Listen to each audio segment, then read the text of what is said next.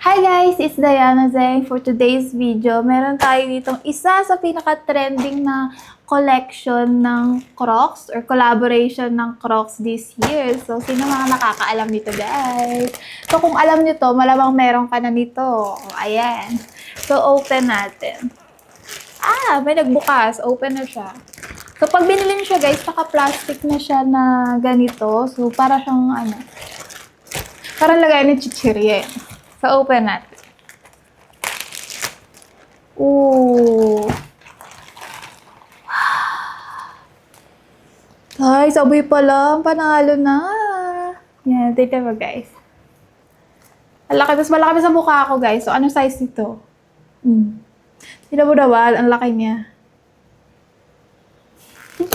Ayan. So, anyway, this one guys is the first collaboration ng Crocs and Bape. So, nag-release sila dito ng 3 colorways. So, meron to guys na pink and then blue camo. So, this one guys is green camo colorway. So, ayan.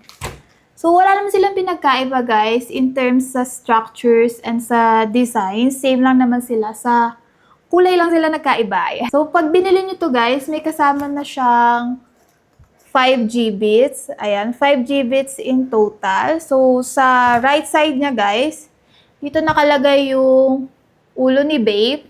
Or yung Bape head logo, yung shark, and then yung tiger. And then sa left side naman, guys, andito nakalagay si Baby Milo. Ayan. And then yung sikat na tagline nila na ape shall never kill ape. So, natapos na. Char. So, ayun guys. So, sa heel strap naman nito guys, not your typical heel strap ng mga classic clogs ni Crocs. So, eto guys, yung heel strap niya is adjustable naman. So, ayan.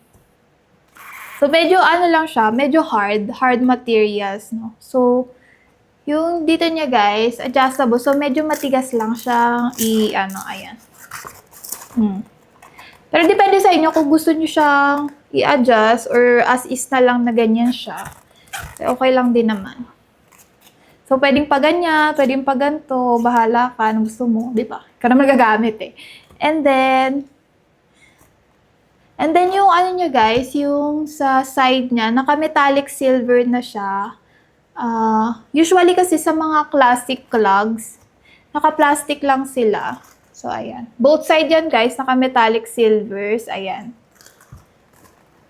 Ayan. May nakalagay na R. So, yung R is yung OG na logo ni Bape. And then, sa heel strap niya, ayan, may nakalagay din na Crocs. And then, a batting ape. Ayan. Sa bottom naman niya, guys. So, for this colorway, naka-beige colorway. And then, may nakalagay na Crocs. Ayan, Crocs dito. Same sa loob niya, guys. May ulo din dito ni Bape or yung Bape head logo. And then, may nakalagay na Crocs. And beige colorway din siya. So, overall, wala naman masyadong nangyayari sa sapatos na to, guys. Or sa sandals na to, no? Kasi, basic lang siya. Classic clogs lang siya. But then again, Crocs is Crocs, guys. So, sa quality nito, guys, alam naman natin, 10/10 tayo dyan pagdating sa Crocs. And then, kinulab pa kay Bape o sangka pa. Kaya, for this one, guys, perfect siya sa mga collectors. Kasi sobrang skyrocket nung pricing nito, guys. So, sobrang hirap na makakuha or makasecure ng pairs nito. So, ayan.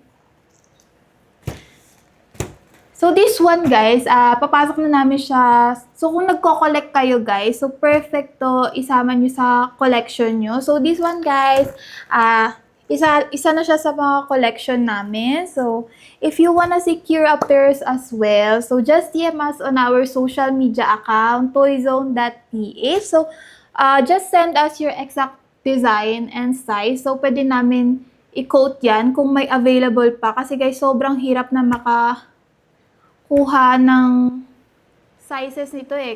Kahit sa other colorways niya, mapa blue or pink pa man yan. And then, you can never go wrong with Crocs. So, pwede siya kahit saan, guys. So, sobrang versatile niya. So, pwede mo siyang pang mall, pang casual, pang beach, pang hiking, or gusto mo pang gala lang. Pwede yung iba nga pinapang running pa eh. Naglalagay lang sila ng medyas eh. Just leave a comment down below, guys. And if you like our video, you can like and share and follow us for the next video. Bye!